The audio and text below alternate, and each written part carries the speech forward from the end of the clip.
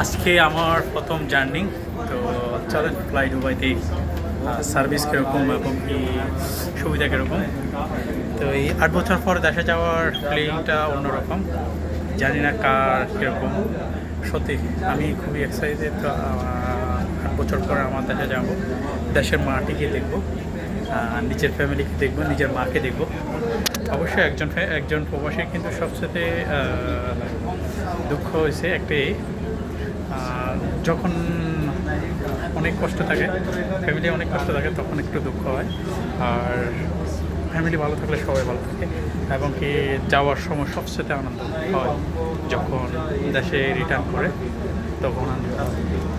তো চলেন দেখা হল আপনাদের সামনে।